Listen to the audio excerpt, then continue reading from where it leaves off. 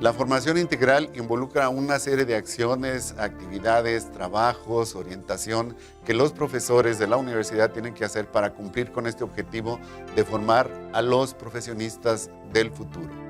Estamos en Mundo Sustentable. Soy Sergio Fernández Delgadillo.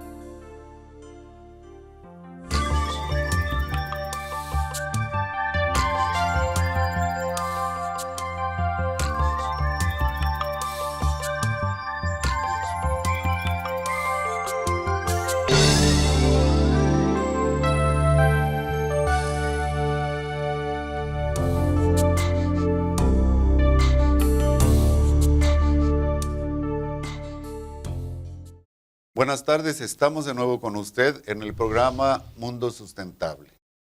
Y mire, parece ser que hoy en día no es suficiente que los estudiantes que se convierten posteriormente en profesionistas sirviendo a la sociedad reciban información solo la específica para si va a ser ingeniero, o si va a ser licenciado, o si va a ser economista, etcétera, etcétera. Hoy en día se habla del concepto de formación integral. Y para hablar de este tema, hemos invitado al doctor Guillermo Hernández Martínez, quien es el director de formación integral al estudiante en nuestra Universidad Autónoma de Nuevo León. Guillermo, buenas tardes. Buenas tardes. ¿Cómo estás? Muy bien aquí, muy complacido de estar en este programa. Bienvenido a Mundo Sustentable. Gracias. Guillermo, ¿pudieras explicarnos en qué consiste esto de la formación integral? Implica todo un proceso difícil, como todo en la vida, de integrar. La integración creo que es lo más difícil, pero implica tener una mirada de completud del ser humano. Hasta ahora a mí me parece que mucho las universidades, las escuelas, han trabajado sobre una educación que yo le llamo bancaria, en donde implica solamente meter conocimientos importantísimos, vitales, para ser un excelente profesionista en el ámbito disciplinar. Mas, sin embargo, ese sujeto, esa sujetita, es un ser humano que tiene también otras áreas fundamentales, que es la parte integral de las emociones, fundamentalmente. ¿Y por qué esto es importante? Porque hemos tenido situaciones, por ejemplo, en la vida cotidiana. Voy a nombrar algunas. A mí me da mucho la atención en Monterrey, en particular, el embarazo de las adolescentes. Tienen información suficiente, precisa, en todos los ámbitos. Y tenemos altos índices de educación, primaria, secundaria, preparatoria. Y ahí hay suficiente. Sin embargo, tenemos una de las tasas más altas en embarazos, que es de cada 10 nacimientos, 4 son de menores de 18 años. Y uno se pregunta, bueno, ¿qué les pasa? Si son universitarias, son jóvenes, o sea, que tienen educación, que tienen información. Me parece que ahí es donde está la falla, en el sentido de que no trabajamos la parte integral de esta información. Y entonces nos hemos concretado solamente a dar información anatómica, importantísima, pero no lo que implica todo el aspecto de acercamiento en el afecto, en el enamoramiento, en lo erótico, en la sexualidad. Como dice Octavio Paz, en la doble llama, ¿no?, de esa situación del erotismo del humano que ahí está y que se tiene que nombrar. Y si no lo trabajamos, me parece que entonces hay esos síntomas, que es la situación de un joven con conocimientos, pero que no los aplica porque no lo hemos nosotros, como sociedad, no los hemos nombrado. Y me parece que es necesario nombrar cosas que a posteriori, si no se nombra, se convierten en síntomas. Voy con ese mismo ejemplo. Cuando a mí me llama cuando uno ve estas estadísticas, uno piensa, ¿qué le pasó a la joven? Porque uno puede decir, bueno, tampoco te vas a convertir en un sujeto de censura a la sexualidad de una personita.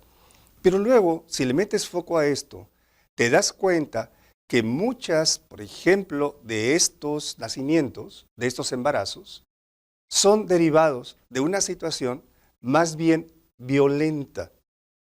Pero ojo, violenta no visibilizado. Por ejemplo, el varón educado en muchos casos para ser alguien que mande y para ser alguien que le tiene que decir a la mujer cómo ser. Muchas de las relaciones de los jovencitos tienen que ver con eso, con una educación donde la jovencita tiene que plegarse al deseo del varón.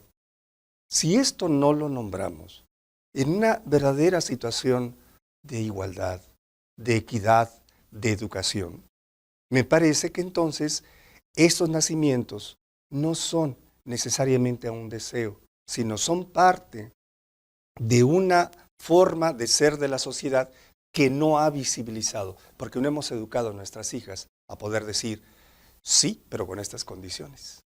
Sí a la sexualidad, pero digamos también con una situación donde yo sepa que tú no tienes otras parejas, que tú no estás contaminado, que yo no estoy contaminada. Creo que esa es una situación adulta que no la hemos nombrado.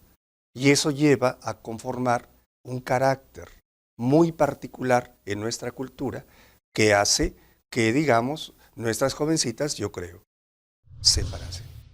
Creo que tiene mucho que ver esto. Tiene mucho que ver esa manera de ser que no hemos visibilizado. Porque ¿sabes qué, doctor? Lo hemos normalizado. Y entonces es normal. Hay una encuesta que se ha hecho en donde la pregunta es, ¿quién manda en casa? Siempre es el padre. Y la pregunta es, ¿por qué? Digo, está bien, pero ¿por qué el padre solamente? ¿Por qué no mamá? Y hay otra pregunta que se hace. De esas 10 actividades que se hacen, por ejemplo, para remarcar esto que yo señalo, esas 10 cosas que se hacen en casa, nombra cuáles hace mamá y cuáles hace papá. Y encontramos que papá obviamente trabaja, es un buen proveedor. Pone el gas, ve la tele y juega poco con sus hijos. Las demás actividades, 10, 12 más, las hace la madre. ¿A dónde voy con esto?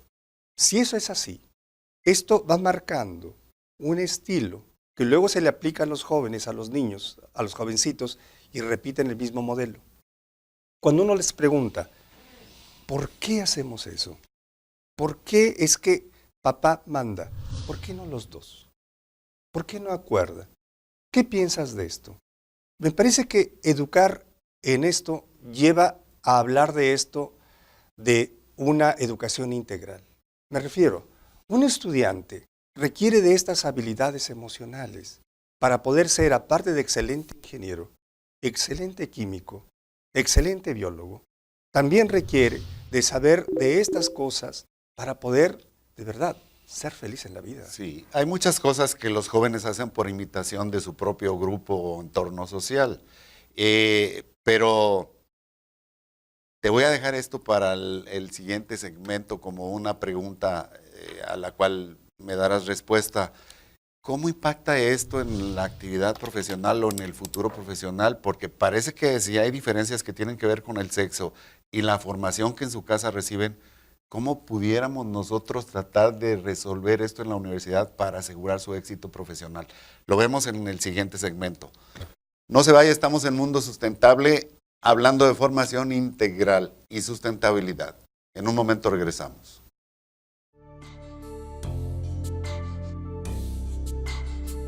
La educación integral promueve que los estudiantes tomen conciencia del cuidado del medio ambiente con la idea del bien común.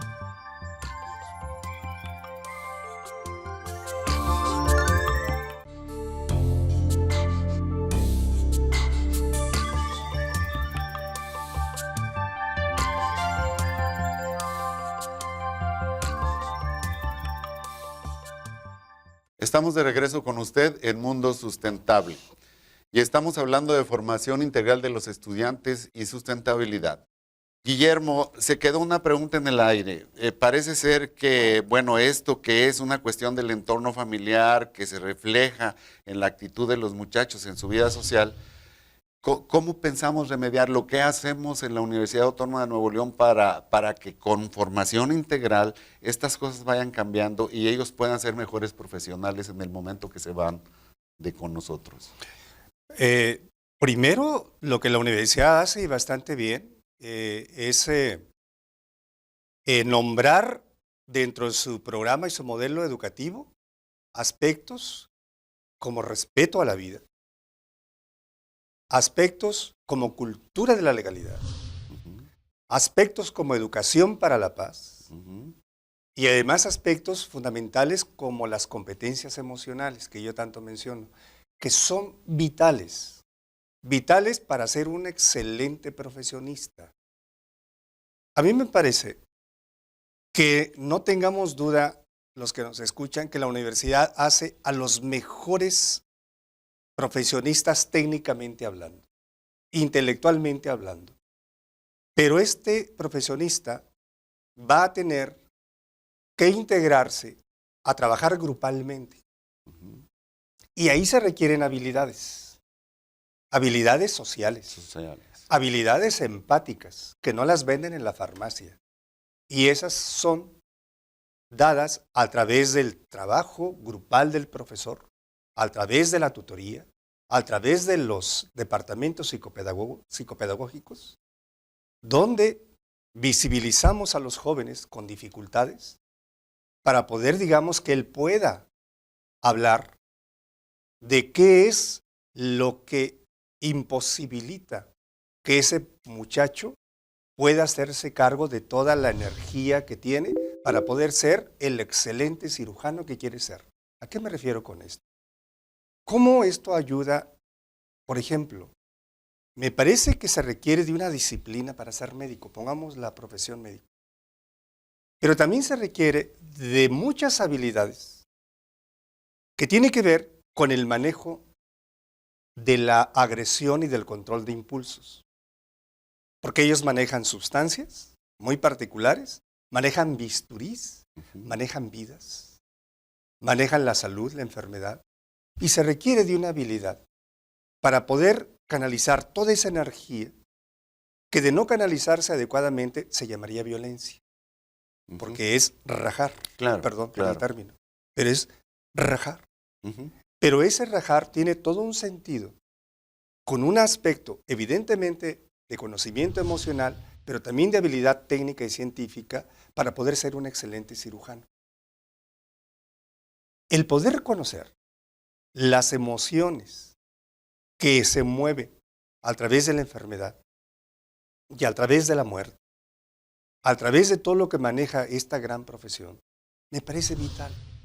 Porque de esta manera, cuando ellos lo trabajan, lo hablan, lo nombran, pueden evidentemente ser unos excelentes padres de familia, unos excelentes ciudadanos que pueden hablar de sus afectos. Porque si no, la cuestión es que se quedan como con cara de palo y con afectos contenidos que me parece que a posteriori se pueden convertir, inclusive hay estudios serios sobre esto, se pueden convertir en situaciones que se revierten a la vida de los profesionistas.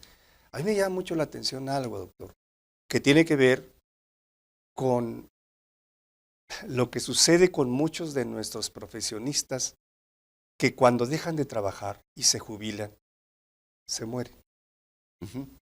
Y creo que esto tiene que ver con una parte donde no se ha hecho un proyecto de vida para la jubilación. Para el cambio. Por un lado. Pero también tiene mucho que ver con lo que yo nombro, en muchos casos, con las partes emocionales.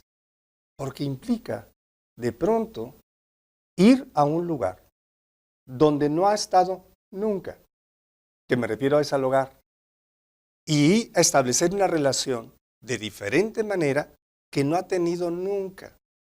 Y eso lo lleva a una dificultad en el manejo de esa relación.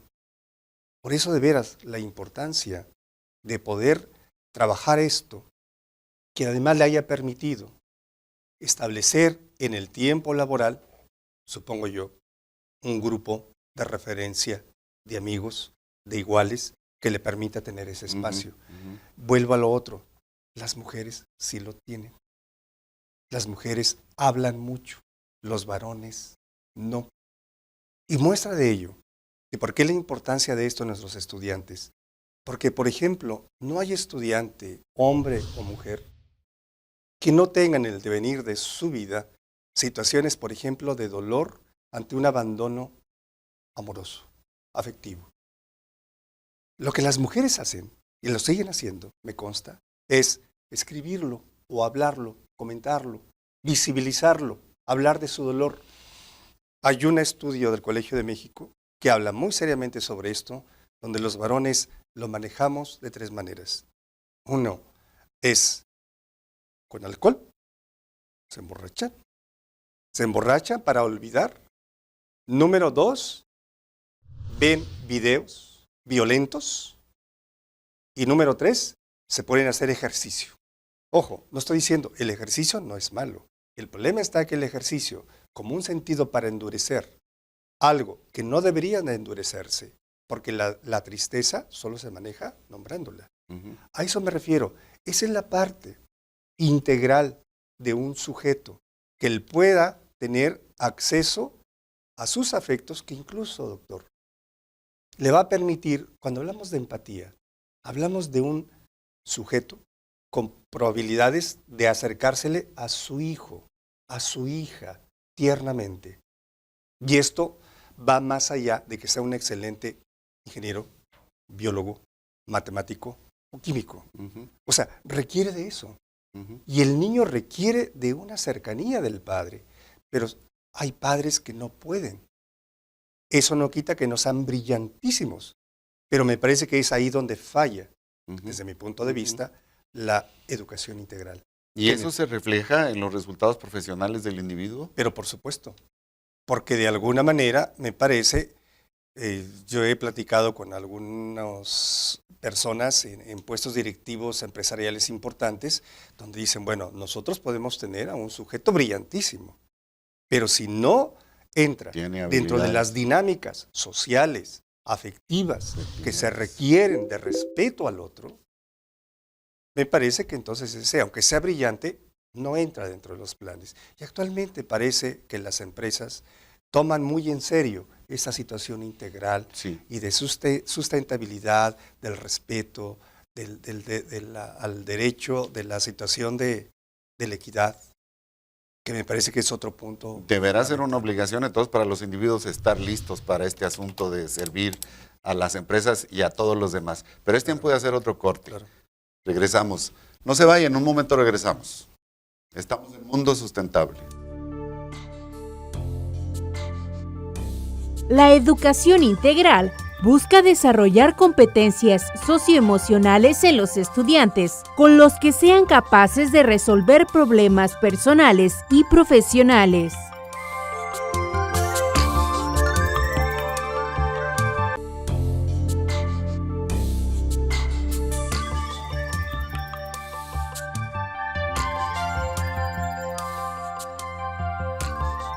Estamos de regreso con usted y recuerde que puede vernos en redes sociales en las direcciones que están apareciendo en este momento en pantalla y también en la página de la Universidad Autónoma de Nuevo León. Guillermo, estamos ya en el último segmento de este programa. Muchas de las cosas que me dices tienen que ver con cuestiones de sustentabilidad, sobre todo en la parte de sustentabilidad social, como cuestiones de equidad, como cuestiones de salud, tanto física como emocional, cuestiones de equidad, de género, de desarrollo del individuo como tal. ¿Qué se hace en la universidad o qué estamos haciendo o cómo se plasma esto para provocar en los estudiantes un aprendizaje y un cambio de conducta en estos asuntos de la sustentabilidad? Sí, me parece que habría que nombrar que eso está puesto en nuestro modelo académico, por competencias, y además que habla justamente de una responsabilidad social. Y ahí entra estas partes que son fundamentales, yo siempre digo de visibilizarlas. Lo que no visibilizas no existe. Por ejemplo, doctor, déjame te comento algo. A mí me llama mucho la atención, como seguramente a muchos, que las carreras, por ejemplo, de pedagogía, de magisterio, de psicología, de trabajo social, de enfermería, de salud pública, son femeninas. Y uno se pregunta, ¿Por qué? Si no te preguntas y si no lo nombras, no haremos un cambio. No hay un cambio. Es tradición, ¿no? Cultura. Y eso tiene que ver con algo que justamente es la parte de lo socioemocional, que ahora la SEP lo trae como novedad, cuando la UNI lo tiene trabajando ya mucho tiempo, en donde, por ejemplo, eso está enmarcado en que la ternura es de las mujeres. Porque son así que trabajen con niños, que trabaje, pero fíjate, pero eso trae un costo caro para los varones. Y el costo caro para los varones es en lo emocional y en su vida. ¿A qué me refiero con esto? Porque a mí me da mucho la atención esta situación de un varón solitario, en soledad, en tristeza, si bien es cierto, muy productivo, muy brillante, muy buen proveedor, pero de un sujeto que al tiempo se queda solo. Aislado. Yo no estoy seguro que el hecho de que tenga una relación matrimonial, aquí ya meternos en esta dinámica, sea una situación funcional. Parece que hay muchos que están sostenidos ahí por las apariencias, pero eso implica una situación de soledad y además de un hombre que no puede hablar de su dolor. Ujú. Por eso es ingeniero, por eso es médico, por eso es alguien, por supuesto, mandón, pero solo. Y entonces yo pensaba, pero ¿por qué no trabajamos con lo que otras culturas sí lo han hecho?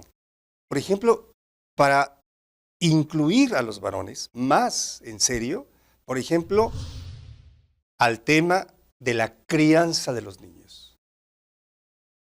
Como lo hace Dinamarca, Es un como lo tema hace de cultura, Noruega. Es un tema de cultura. Claro, pero que tiene que ver con una situación de poderlo nombrar. Porque yo dije un término que es naturalizarlo. Porque es natural entonces que la mujer amamante. Claro, por supuesto. Pero el término maternaje, que es un término usado por un francés, una francesa, a mí me encanta más, porque no tiene necesariamente la cuestión del género. Un varón puede ejercer esto, pero implica las habilidades afectivas, emocionales y de cercanía y de ternura para sentirse que puede amar y ser amado. Y eso parece que a los hombres nos da prurito. Pero a ver, Guillermo, la verdad es que cuando en una organización, cualquier privada, pública, describen un puesto para cierto tipo de profesión, hay muchas de las características que estás diciendo que están intrínsecamente involucradas ahí. O sea, si va a ser un jefe de un grupo de trabajo que además opera por turnos, pues es un individuo fuerte, capaz, rudo. No, claro. Parece ser que entonces tendríamos que trabajar todos en conjunto para lograr este objetivo. Claro, porque además hay otra, si entiendo lo que me dices, doctor, me parecería que entonces habría como que plantearse de que un sujeto, porque ser fuerte no implica no ser tierno. Al contrario, tú me has dado la pauta para poder señalar. Cuando va uno a los hospitales y ve a los niños internados, convulsionando, con temperatura, las fuertes son las mujeres. Las que están ahí, las que soportan eso, las que ayudan, las que cuidan. Bueno, eso es fortaleza, que no lo hemos nombrado. Y eso no quiere decir que alguien no pueda cumplir una función propia de un trabajo laboral, pero yo estoy hablando de los aspectos emocionales que son propios en otro momento del desarrollo, incluso en el ámbito laboral. Sí, y bueno, y en el familiar tú decías hace un momento que en la casa no se involucran nunca en el cuidado de los hijos, No mucho. o la cercanía, No mucho. o muy poco. ¿Sí? De hecho, por ejemplo, fíjate, es muy interesante. Por ejemplo, cuando uno ve las estadísticas en relación a las adicciones, nos damos cuenta, o al bullying famoso, que al último, al que le dicen que están siendo agredidos por sujetos, en sus primarias, en sus secundarias, en sus prepas, es al padre. Y a mí me parece que eso es terrible. Primero le dicen, por cierto, a un cuate, a un amigo, enseguida a un profesor, enseguida a la madre. y enseguida a otra persona y al último al padre. Eso habla, no es azaroso, eso habla de una distancia. Sí, sí. De una distancia que duele mucho, pero que no está nombrada.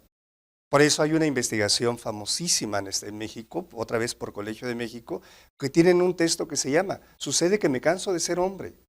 Porque cansa ser hombre, porque implica no poder sentir, no poder hablar de nuestros dolores. Tienes que además ser Superman para todo lo que te pida económicamente, cuando en realidad no se puede en ocasiones.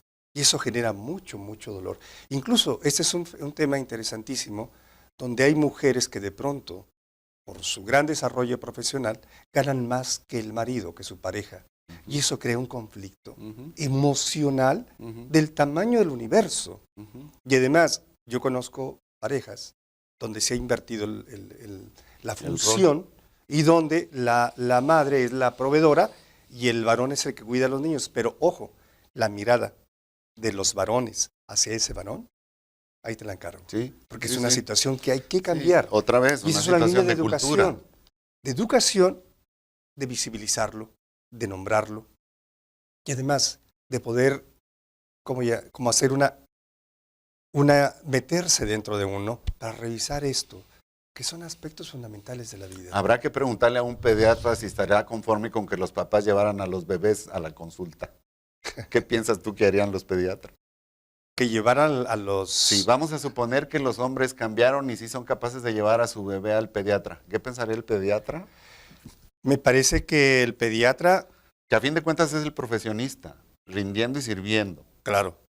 Pero yo creo que el pediatra tendrá que adaptarse, digamos, a esto. Siempre y cuando el padre sepa que tiene el acercamiento emocional, afectivo con un bebé. Porque déjame te digo algo, las mujeres son especialmente importantes. Las mamás, pienso en ellas, porque las madres tienen que discriminar el llanto de sus bebés. Sí. Cosa que muchos varones no hacemos. Sí, ellas, lo que pasa es que el contacto físico les da ventajas hasta hoy, que es la tradición de que ellas estén más cercanas con el bebé todo el tiempo. Guillermo, se nos agota el tiempo. Quisieras dar un mensaje, a lo mejor no tanto a los estudiantes, yo, a menos que tú pienses lo contrario, yo pensaría que debe ser a los profesores. ¿Qué dirías tú a los profesores de la universidad para abordar este asunto? Bueno, me parece que nuestros profesores lo están haciendo bastante bien. Tenemos, doctor, un programa bastante sólido en relación a la formación de tutores, donde justamente ahí sabemos que el contrato de nuestros profesores son por ser los mejores profesionistas. Pero ya en el ámbito docente, ya en la interacción, ya en la subjetividad, entran situaciones de cargas que trae un estudiante. Nombro toda esta situación de la depresión, del suicidio, de los ataques virulentos que se dan en las redes, de alguna, o además la dinámica familiar seguramente muy violenta de algunos jóvenes, donde de pronto eso el joven lo trae y ese joven lo proyecta a su profesor o se lo nombra. Y este señor profesor no tiene que ser un psicólogo, no tiene que ser un psiquiatra, pero sí tiene que saber cómo trabajar con esas situaciones emocionales y cómo usar protocolos que la universidad tiene para poder, digamos, canalizarlos pertinentemente y, por otro lado, no hacerse cargo de cosas que le corresponden a los padres de familia. Porque eso me parece que los profesores de alguna manera sufren mucho, porque también hay que señalarlo, sin ser culpígeno. Me parece que hay muchos padres que tenemos mucho miedo a ejercer la función de padres y usamos de pronto a las universidades como un lugar de guardería. Sí. Guillermo, el tiempo se nos agotó. Creo que este tema nos da para invitarte de nuevo a un nuevo programa, pero por ahora el tiempo se nos ha agotado. Te agradezco mucho por habernos acompañado. Y es todo un reto. Esto, como tú lo estás planteando, es realmente un reto muy grande porque es el compromiso que la universidad tiene con la sociedad y lo que tenemos que hacer para andar hacia allá. Por esta ocasión hemos terminado. Le damos las gracias por habernos atendido y no se olvide, Mundo Sustentable semanalmente. Usted es parte importante de este cambio. Gracias.